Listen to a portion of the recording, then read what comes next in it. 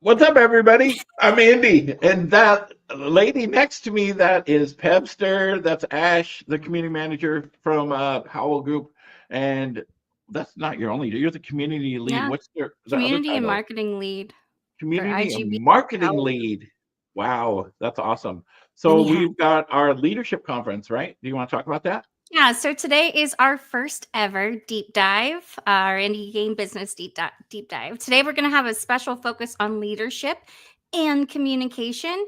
So this can be applicable for many things. So we hope that you guys are as stoked about today as we are. It's been a long time coming. Like we've been so excited about this. So hmm Yeah, yeah. This is super excited. Oh, there's Jay right there. He's probably in bed drinking coffee. probably, Yeah. probably. He's like, let the little minions go and do their work. Let them do all the work. As he's drinking with his pinky like that. Yeah. Awesome. I'm excited. All So who's right. our first person? Ash? So, our first person of the day is Juney. They're going to be doing a talk on unlocking me, we, us. Every challenge is an opportunity. So, we're going to pull her up on the stage. We're going to leave and let her do her thing. So, thanks so much for stopping in, Dan. Thank you. I'll see you next time. See you in about an Yeah. hour. Yeah. See you soon. All right. There we go. The stage is now yours. Yeah. Best of Thank you, luck. Ash. Yes, good to be back. Thank you, Indy, too. So it's not my first time on an indie game business stage. I was first on the podcast, and then participated in a few of the early indie game business conferences. Super big fan of all the work that all of you do. And today I'm going to be sharing a little bit about my journey of unlocking me, we, and us, in the hopes of inspiring you to consider every challenge on your path to be an opportunity. A memory comes very clearly to me. I'm standing in my student apartment. I'm 24. I'm wearing a pink tank top. I'm wearing a polka dot skirt. It is 25 degrees Celsius out there, straight blue skies, and I very desperately want to be outside. Now, according to my mom, I skipped most of puberty, and I never really dealt with that feeling of what others thought of me. So think back to your teens, and you'll understand the dread that I felt as I contemplated going for a walk outside by myself. What a loser, right? No friends to hang out with, no one to go for a walk with, and what a crazy idea to want to go out for a walk by myself. And then I saw someone at a distance, and I thought, they're just on the way from A to B. And then I thought, that's what someone would think if they saw me walking in the distance. If they thought anything at all. If they even saw me. And then lightning struck again. If they saw me and they had a thought about me, did I care? I've since walked nearly every day of my life. I've now been on a streak of many years of walking at least an hour every day, only occasionally switching it up with yoga if the weather is really, really, really terrible. But solo exercise has been a staple in my life ever since.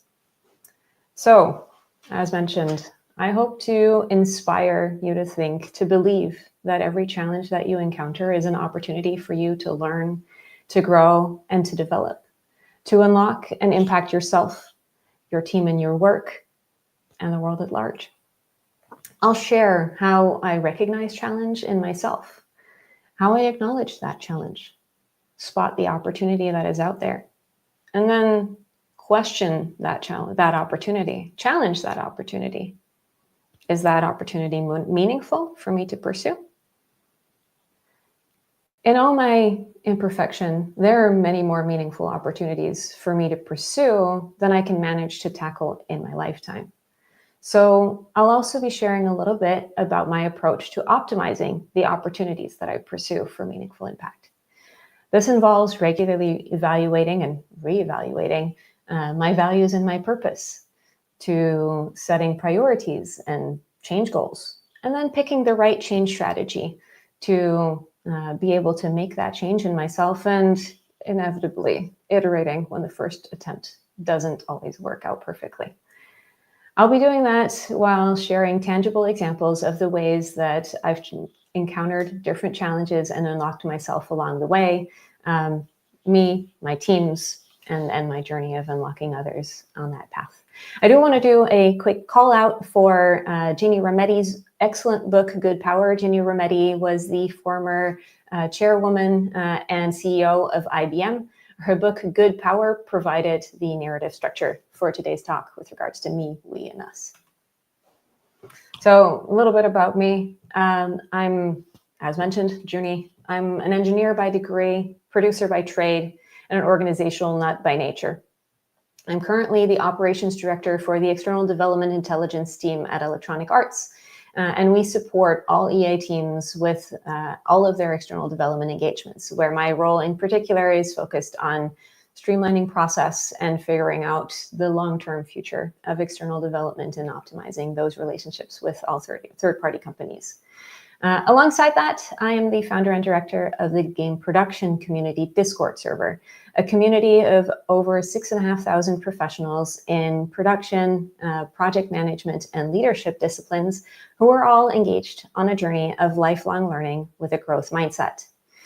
I've also recently joined the advisory board of a variety of conferences, such as the up-and-coming Game Dev Summit and a European Commission funded project called Game Hearts. Quick final note, my experiences are my own and don't reflect any particular practices at Electronic Arts. So I'm going to start with a couple more examples of unlocking myself. So I am an extremely amateur, hobbyist young adult fantasy fiction writer.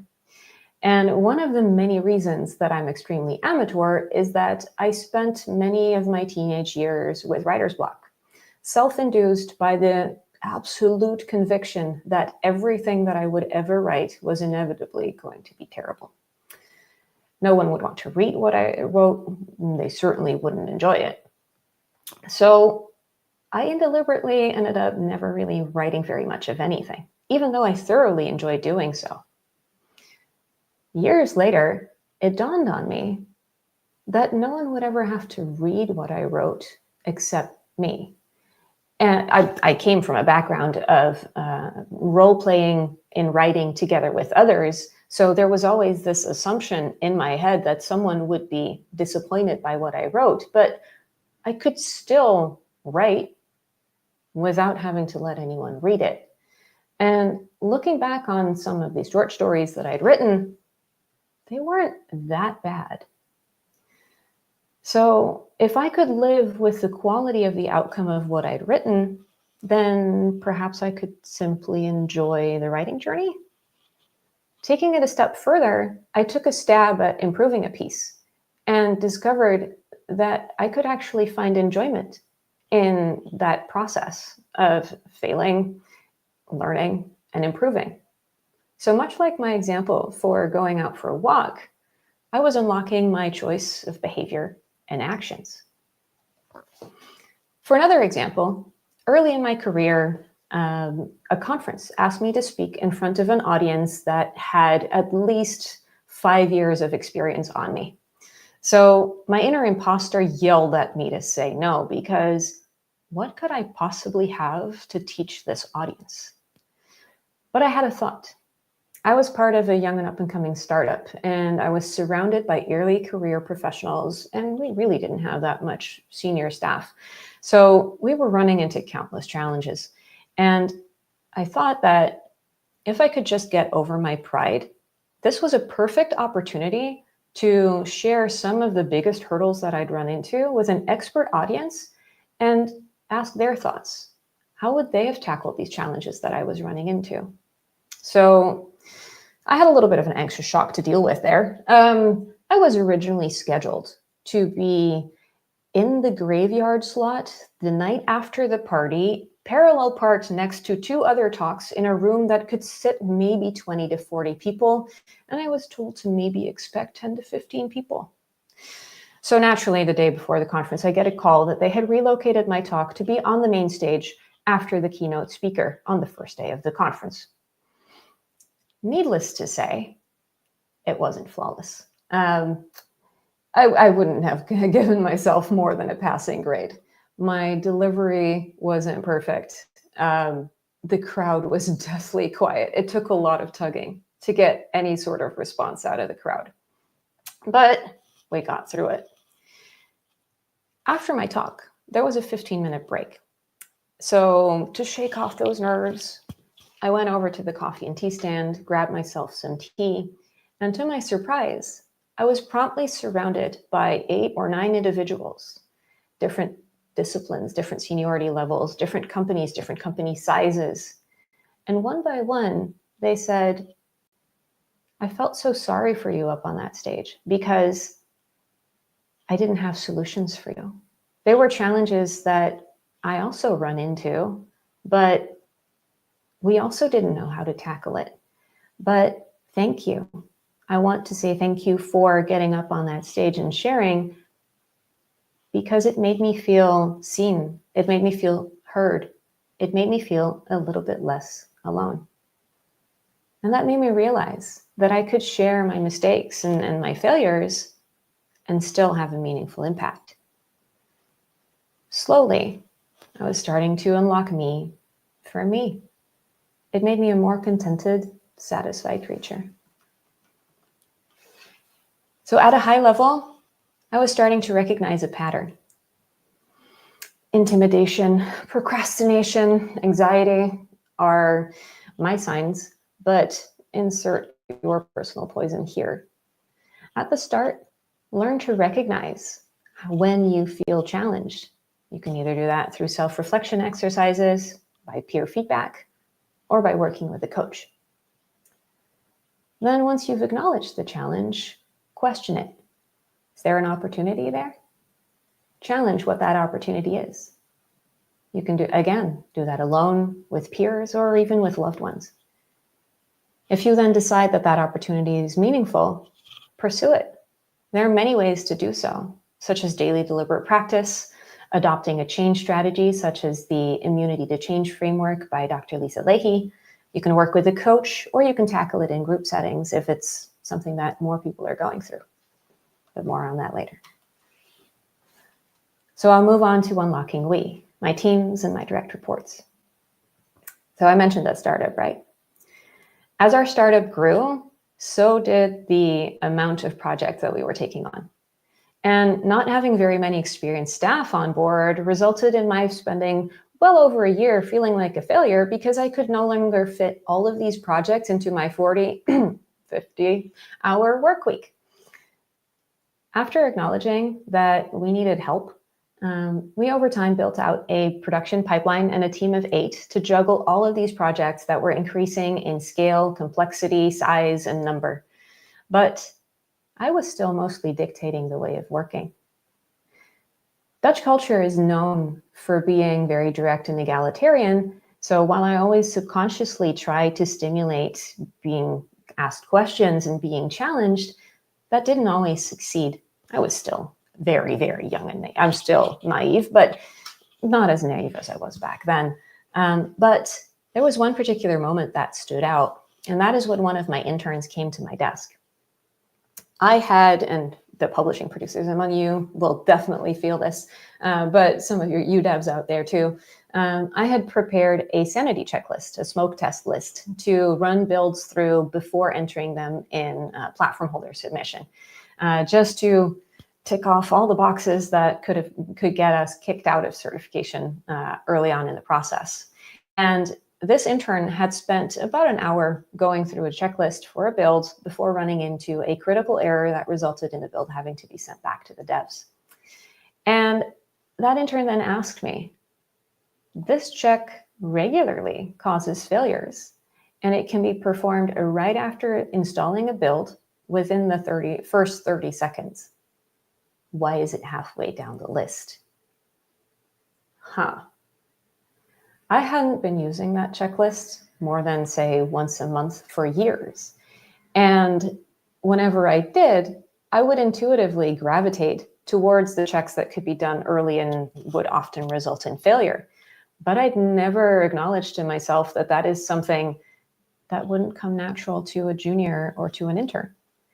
So I took the opportunity to give the intern ownership over the checklist process. I had him first figure out which tasks should be in the critical task section at the top, give them a proper order, and then from that point onward, had him gather feedback every once in a while to update and polish that checklist, to add new things that needed to be added in the future as time and requirements changed, the requirements that we would have to check for. And that significantly reduced the turnaround time for us checking builds. In addition to that, it even set up our developers for success, as they could deliver builds to us that already had the critical checks performed to begin with. So I was learning to unlock my team's voice, and through it, their impact. A more recent lesson comes from being exposed to cultures wildly unlike my own. So I've already mentioned Dutch culture and being egalitarian and direct, for example. And though I've had amazing opportunities to be working with folks from Brazil and India, it always took months to be able to set them up for success in a multicultural environment. And I've since made sure to read books like The Culture Map by Erin Meyer. I have learned more about hierarchy, about high and low context communication, and about many other concepts that highlight cultural differences. And yet, when I recently was exposed to Asian cultures, which I had really never had worked with before in the future, in the past, I felt like I was in free fall. I discussed this with my coach, and my coach I had deliberately chosen for being from a culture wildly unlike my own, because I felt like they weren't willing to ask questions. They weren't willing to challenge me.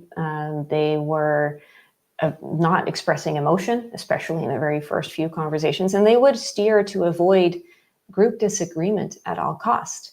So I expressed to my coach that this behavior to me felt conflict avoidant, and that it certainly wasn't in the best interest or the benefit to our project, our teams, to us. And what my coach then responded with resonates with me to this day.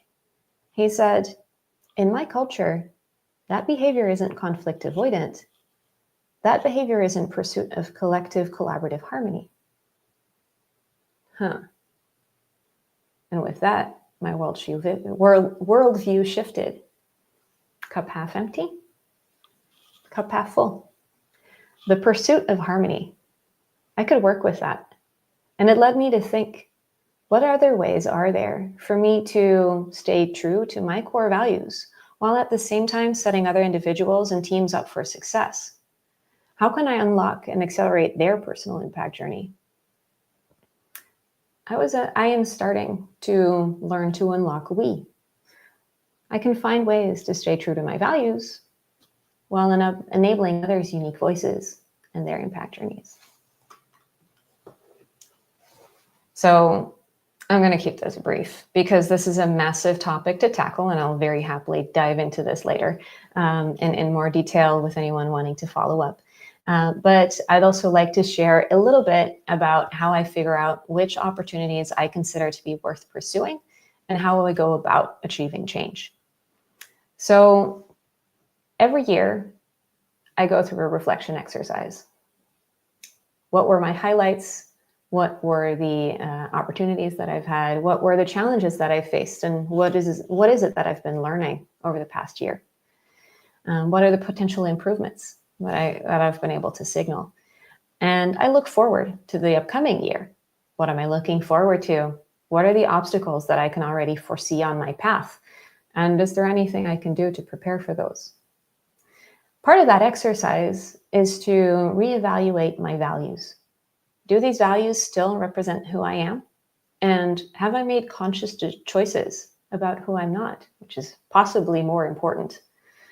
I'm never going to be an award-winning pianist, for example. And paired with that reflection on my values, I'll reflect on my purpose.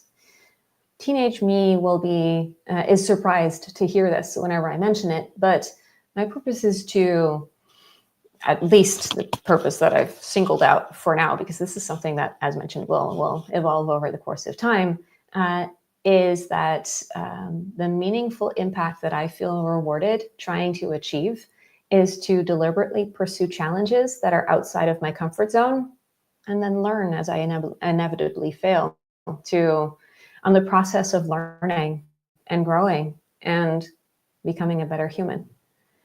The second part of my purpose is to enable others on their personal journeys.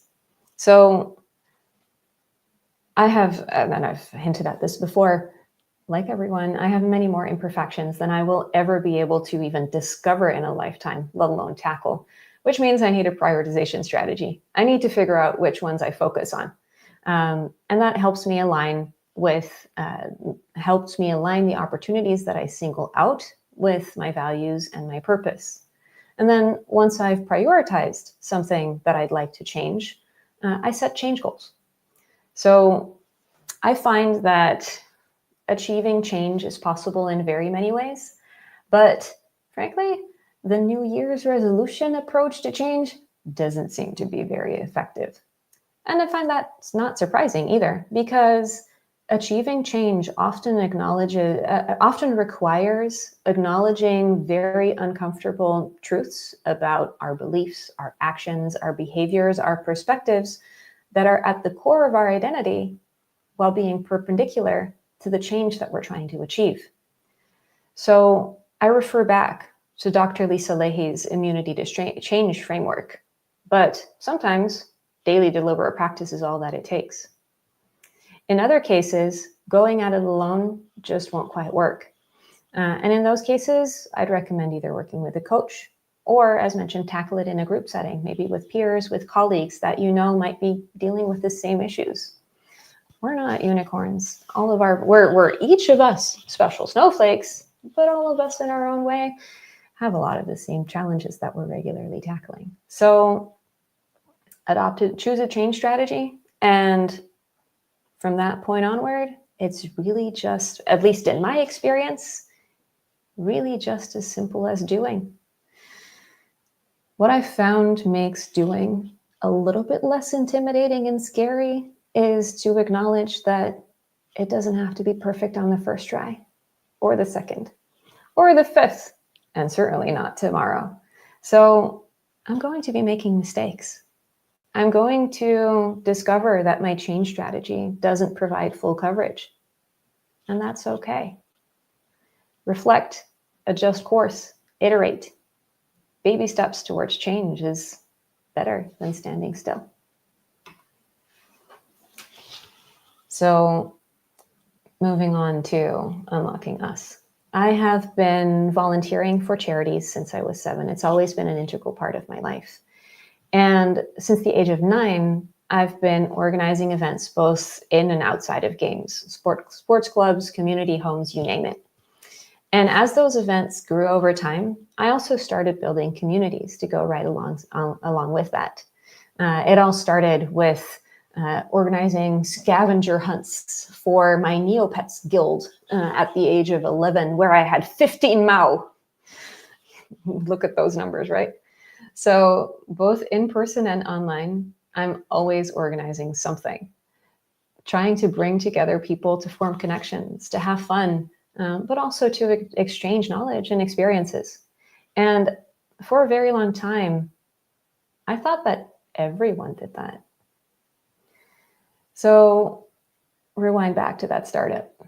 Right after joining, I got myself roped into organizing our end of year team building and dinner event. And it took maybe 3 emails, 2 phone calls, a little bit of coordinating, and we had a very cozy, fun afternoon going bowling, and then for a stone grill dinner with a group of 16 people. And at the end of the dinner, one of my colleagues made a deliberate moment at the dinner table to not just thank me, but for the group to clap for me. I was confused, bewildered almost. I had spent my teenage years and my early 20s organizing networking events for 200 plus people, or starting a conference from scratch for 1,000, for eventually up to 1,000 attendees. And this had felt like a shake of the sleeve, admittedly. Sounds like a little bit of arrogance right now, but I just hadn't realized that it wasn't something that everyone felt comfortable with. And it took until two of these colleagues from the dinner approached me during the after dinner drinks to explain that that is why they had clapped. Because organizing even something like this would have been a nightmare to them. They wouldn't have known where to start.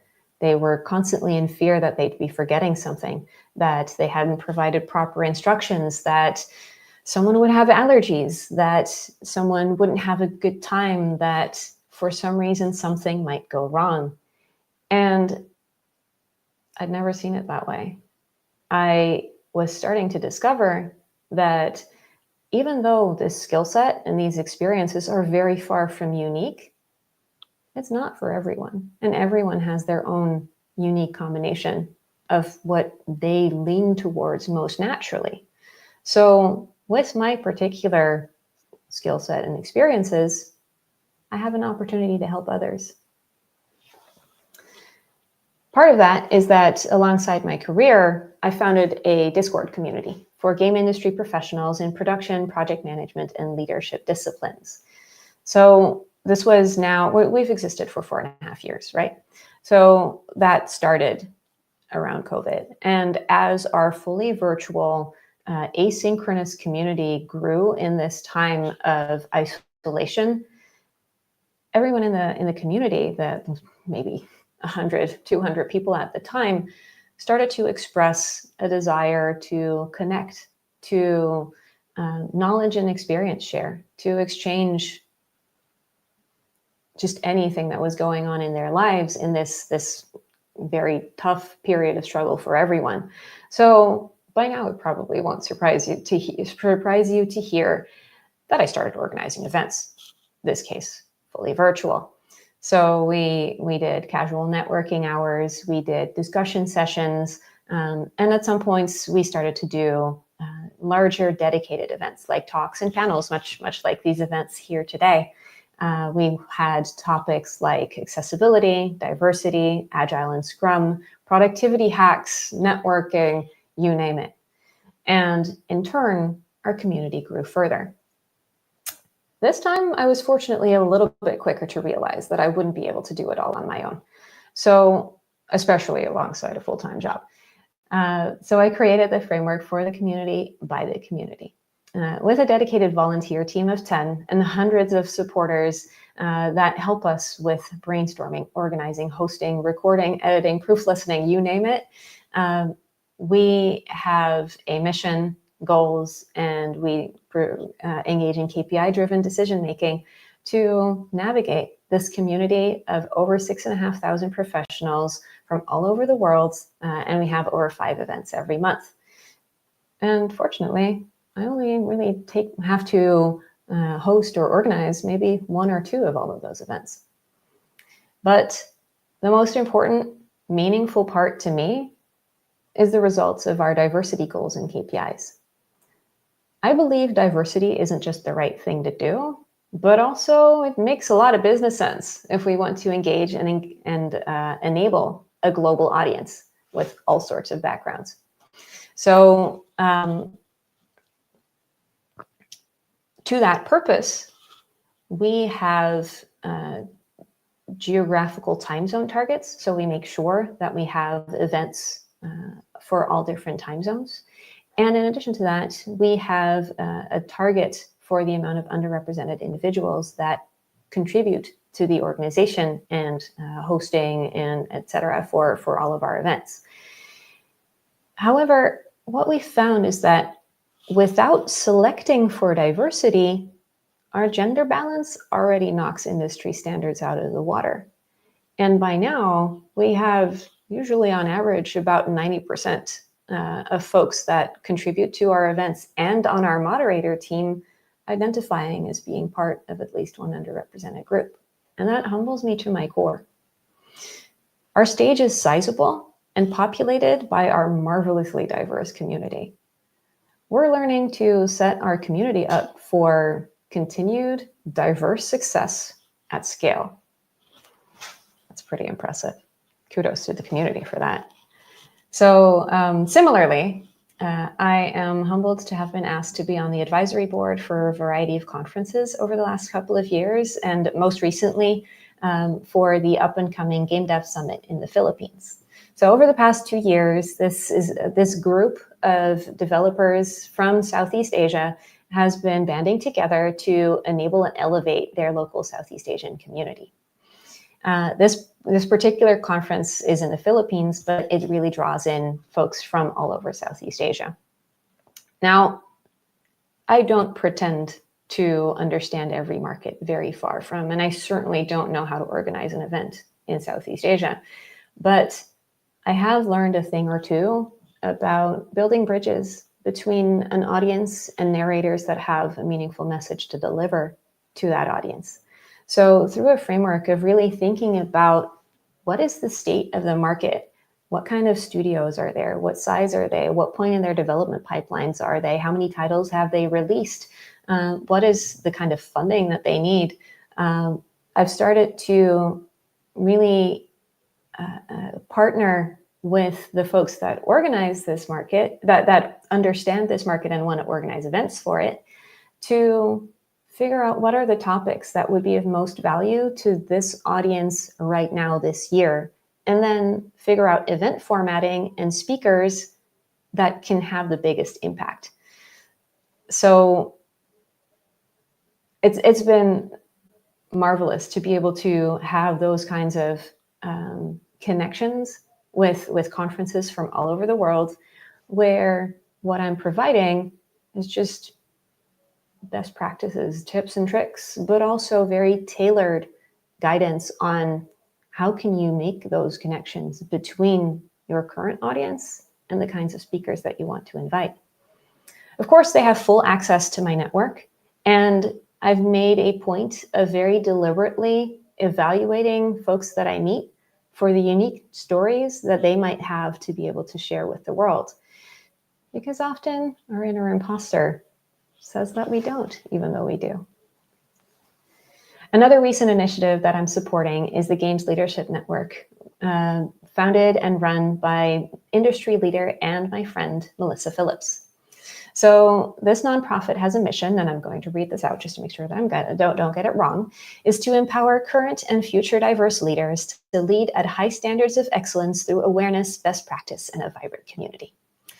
And I know for a fact that a significant number of underrepresented folks have been getting free executive and personal coaching because this is being led by a business model that has businesses and organizations invest in paid leadership courses, workshops, trainings, etc., to enable all of these folks that otherwise wouldn't have the opportunity to get coaching and training for free. How do I support? What is my small way of contributing? By being a resonating board on things like event building and community management. And again, by providing full access to my network if ever there is a need. And of course, cross promoting within the game production community Discord as well for any of the events that they do. So we need as many ways as we can get to enable our leaders, to enable our teams to unlock themselves, their peers, their teams, and everyone else they encounter on their journeys. The Game Production Community Discord, Game Dev Summit, the Games Leadership Network are some examples that I've found to leverage my combination of skills and experiences to do that. We can all do more to unlock ourselves, even our teams. We can help unlock others as they learn to figure this out, figure out how to do this for themselves and their teams and their organizations. So what does that mean for the future? Well, as mentioned, I have highlighted some of the challenges that I've encountered on my journey, as well as how I've tackled those. And previous work with mental health support and more recently with coaches has really helped me to unlock some of those self-imposed shackles. But there will always be another lock, another ball and chain to unfetter. And the deeper that I dig, the more that I come to the realization that my next unlock requires confronting an enemy that I've held close for as long as I can remember. To be frank, I don't like people very much. I'm about as introverted as they come. Yeah, I'm that person that at the end of the day at a conference really just hides in their hotel room and pulls a blanket over their heads and pretends that the world doesn't exist. That person, which is strange given my position, but and given the Discord too, but that's how it is. So I don't like people very much, but the person that I like least of all, that would be me. The coping mechanisms supporting my defenses are rooted in a deep fear of disappointing others. I pursue perfection to at all cost prevent having to confront the mediocrity of me. Striving for a 10 out of 10 and only achieving a 9 out of 10 is a lot less painful than defining what a 5 out of 10 means and discovering just how close I am to that if I don't push myself to unhealthy extremes. But that comes at a cost to my health, to those I love, to those I support, to those I lead. So in recent years, I've come to very grudgingly acknowledge that my next unlock requires a very intensely uncomfortable confrontation with myself.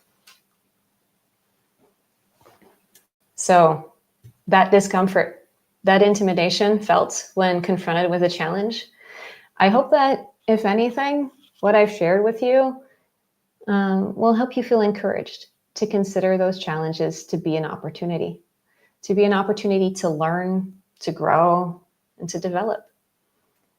Recognize those opportunities, acknowledge the challenges. First recognize the challenges, then acknowledge the opportunities.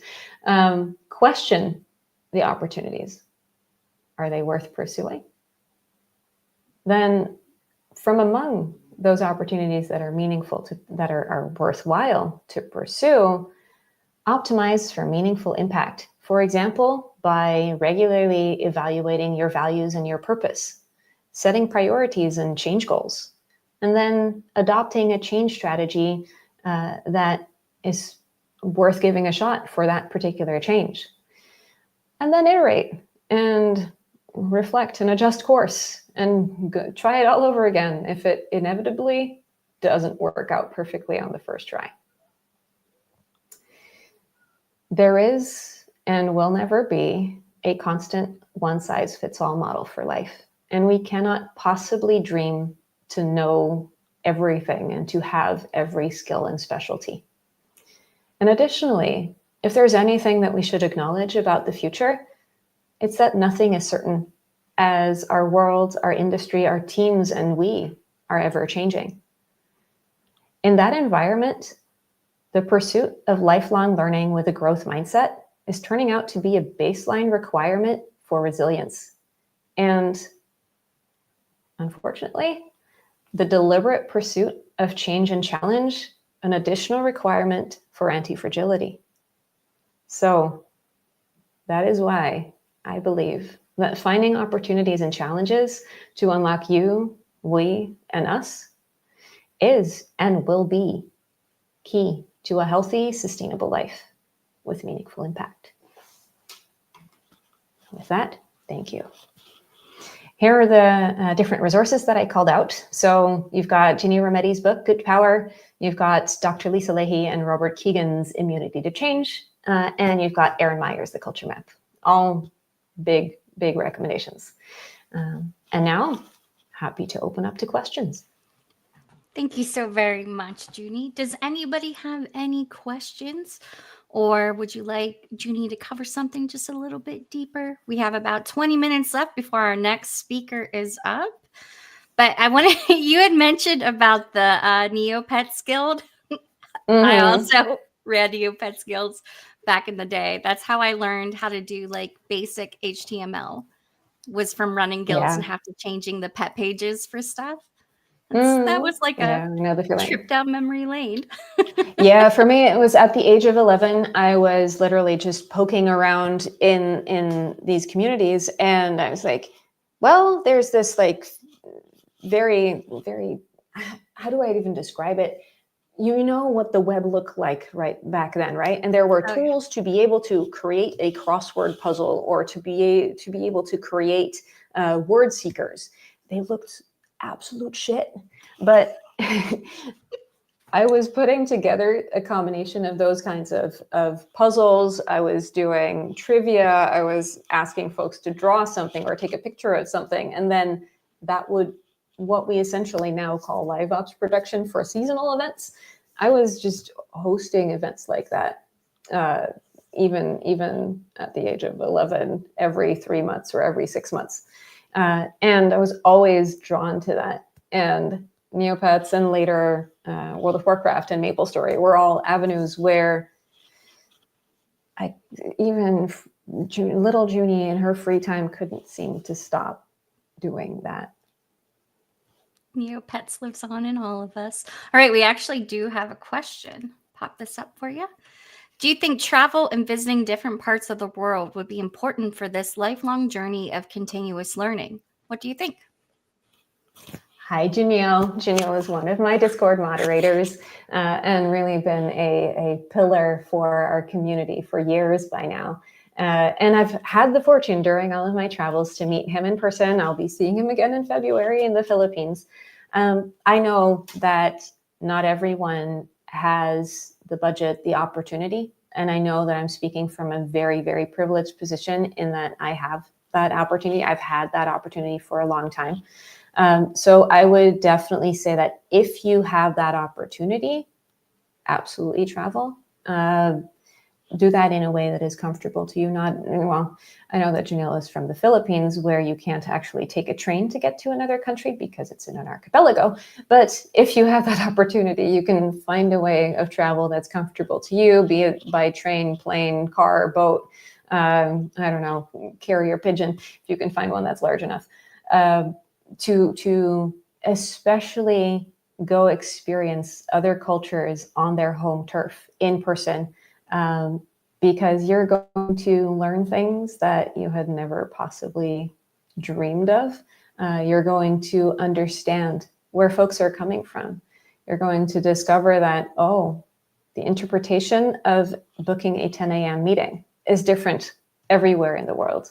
You're going to discover that delivering feedback directly or using swear words in a work context is maybe not okay. There are a whole lot of funny anecdotes in that front. But if you don't have that opportunity, the internet is your oyster. There are so many ways that you can still connect with folks from all over the world just by being online. So the Indie Game Business Discord is an example of that. Of course, the game production community Discord is a perfect opportunity if you're one of those rainbow-colored coded spreadsheet nerds like we are. And if you like Jira memes and that sort of thing, then we're definitely your jam. And it turns out that that's really the same across all cultures in the world. Like if you're from South America or from Southeast Asia or from somewhere up in the north of Europe, we're your crowd in that case. So if you don't have that opportunity, that there are opportunities online, and don't be shy. Just, even if you're shy, it's okay to first observe, to participate passively, to maybe at some point try participating in text, maybe to then listen into a voice event, maybe then to participate in a voice event. Who knows? If you push yourself a little bit beyond your comfort zone, it is very, very much possible to use online events to connect with folks and learn from folks from all over the world. So if you have the opportunity to travel, absolutely go for it. And if you don't, there's fortunately a lot of virtual opportunities available for you as well. So our next IGB sessions will be coming up in February, and that has attached to it Meet to Match. And being able to use the Meet to Match to actually sit and network with people, like it's such a great opportunity, especially for us who are incredibly introverted. It can be very daunting to have to try to network and meet people and get a leg up. And you're always like, how do I go about this? Virtual events are a great starting point.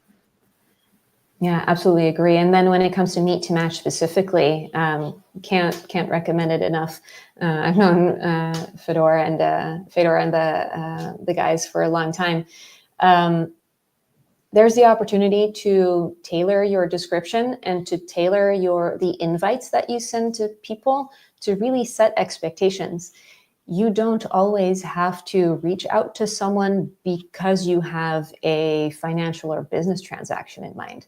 You can also reach out to people that you find inspiring, that you're interested by, and then say, hey, I see that you're here.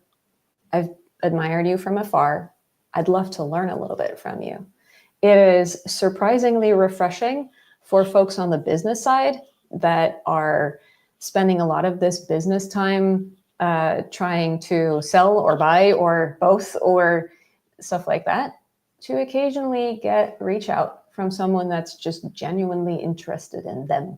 So if you see someone where you're like, I'd love to learn from this person, I'd love to just hear what they have to say, what their experiences have been like, don't hesitate to reach out and just send them a quick DM. Like, hey, you have 30 minutes for me?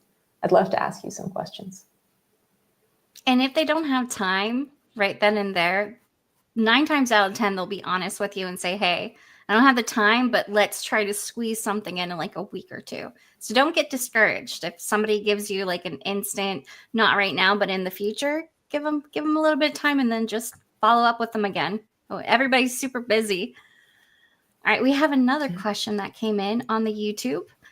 I'm an immigrant who is attempting to start up their own game studio. Do you have any wisdom on actively promoting my perspective and cultural history while adopting the culture I am immersed in? It's a good question. So first off, I hope that you will encounter a lot of individuals that acknowledge their ignorance. The individuals that you're going to be talking to don't know your culture, don't know your background, and they will need to learn. And I know that is not your job. It is not your responsibility to educate others, but it will go a long way if you can elaborate a little bit from the beginning on those aspects. So examples here, even from advising conferences, is, as mentioned, the interpretation of time, right? Setting a meeting at 10 a.m. in the Netherlands and Germany will mean that at 9:55, we're looking at our watch and we're like, are they coming? Are they really coming? Whereas when you go to a place like South America, 10 a.m. probably means somewhere between 9:45 and 10:15. It's not like they're always late. It's just a flexible interpretation within that time frame. And then my experience in India is that you don't set a meeting for 10 a.m. No, you set a meeting for Tuesday morning. And everyone has a series of meetings for Tuesday morning, and it just happens somewhere in that time frame. And that is not something that I had ever become aware of until actually going there. And then for some of the conferences that I've attended in Brazil, in the Philippines, they kept trying to adjust to what perhaps Europe or North America would have expected. Whereas my personal preference and the preference of many of the folks that I've been traveling with since has been to be educated.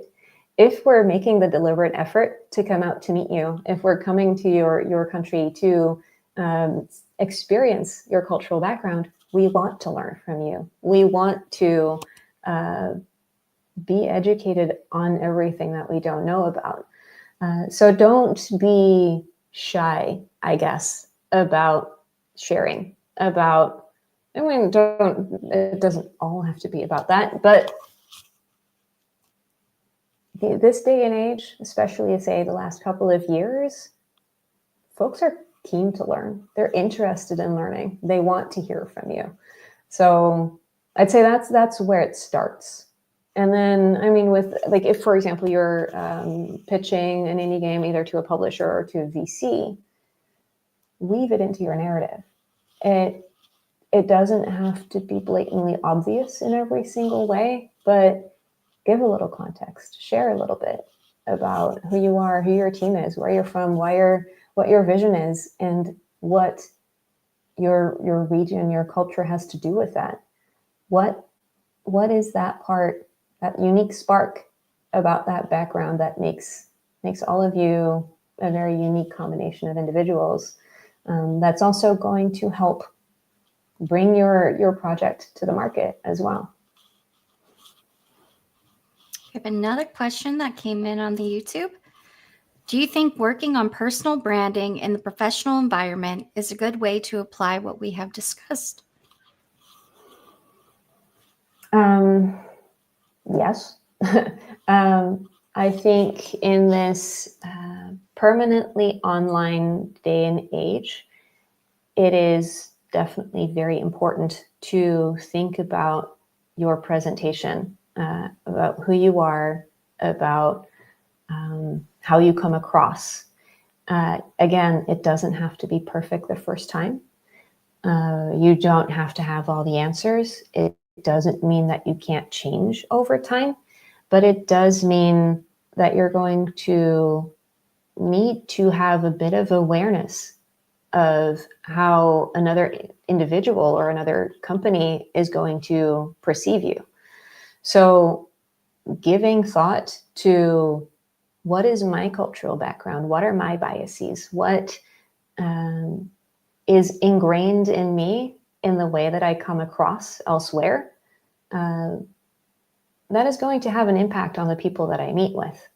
So yeah, personal branding, definitely something that has to be mostly you, but also respectful of other cultures, understanding of other cultures as well, I think. All right, we have another one. For a diverse, multicultural, multi-time zone team, how do you get everyone on the same page where synchronized meetings are difficult to do, especially when disagreements sprout? Janelle, that's one of your topic starter questions. I know it. So in our Discord community, we have topic starters where we ask the community these kinds of questions regularly because we want to get multiple perspectives. And super tricky, right? Because what works for one multicultural, multi-time zone team ain't going to work for a different multicultural, multi-time zone team either. So I could have a meeting with an individual from the Netherlands and France and India, and the same thing won't work for someone from the US and Brazil and maybe the Philippines. So the possibilities and combinations there are endless. So I think step one is setting a communication charter, is being very deliberate, very low context in setting up a relationship with a team, trying to get that team to coordinate and to collaborate, in opening up that topic. What is your preferred mode of communication? What is your approach to discussions, to conflict resolution, to resolving disagreements? Because you're always going to have a unique combination of individuals with backgrounds, etc., that are added on top of that, where you're going to want to find the combination that works for them. And sometimes that can, like, sometimes you have individuals that are very comfortable with text. Sometimes you have individuals like myself who prefer text because text gives us the opportunity to sit with our thoughts and provide argumentation and reason it out. And in some cases, you're going to have individuals that really want to just duke it out a little bit and get a little argumentative on the argument, not nothing that reaches personal attacks, but really just disagree on the topic at hand over a voice call, and walking away from that voice call, they're friends just as they have always been. So it really depends on the combination of individuals, the combination of them and the team culture, to figure out what the most comfortable, most effective way to conflict resolution is, really. So I have a question for you. Mm-hmm. You had said that you're introverted and that doing conferences and lectures and stuff like that can be really demanding on you. What are some tips that you can give people to be able to center and get that imposter syndrome to be a little bit more quiet and be able to, actually do what they need to get done? Yeah. So acknowledge it first and foremost. It is okay. It is okay to need time to reset and recharge your energy meter. So limiting, putting healthy limits on the amount of time that you are in people mode at a conference, perfectly acceptable. If that means that out of the 5 nights, you're going to go to parties 2 nights and not the other 3 because you need to just flatline and go for a run in the gym, or you need to just be with one person or call your mom, go for it. That's okay. And then for the stuff that you do, it's okay to give yourself a target. Say that, I've been learning this from one of the external dev partners that I've been working with for a long time, the 4 corner strategy at a networking event, where you want to make sure that, where you promise to yourself, I'm going to be there for a half hour at least, and I'm going to just go around all 4 corners of the room to make sure that I feel like I've met the people that are there. I've talked to the folks that I should be talking to. And if at that point my energy meter says, kill it, I'm done, that's okay. Because you've still gone there with the intent of meeting folks. You've spoken to the folks that you needed to meet with. And at that point, you need to acknowledge that after 12 hours of meetings in a day, and then probably added to that a breakfast, a lunch, and a dinner meeting, and then another party of an hour, maybe at that point it is okay. And you still need to preserve your energy for the next day and the day after that. So set healthy limits for yourself that you know can get you through that event, and play with it a little bit. Some events, some cultures, you're going to find that, oh, this is very easygoing, and this is where I can maybe attend a couple more events than I otherwise thought that I would. And sometimes you'll find that some of these events are incredibly, incredibly draining. You've maybe had some very tough conversations in that day. Maybe you've had some amazingly inspiring, but very emotionally and mentally taxing conversations. Play with it a little bit. Figure out what are the most meaningful, impactful events and meetings that you have to attend. Set yourself a minimum target, and then give yourself a little bit of grace as well. Now, what's your suggestion for those who are extreme people pleasers and are worried that if they don't speak to everyone or, show their best side, that they're essentially letting themselves down, letting their company down, etc.? What do you have to say for those? Yeah, so I guess 2 pieces. There's always another event. You can always reach out to someone after the event to connect with them online as well.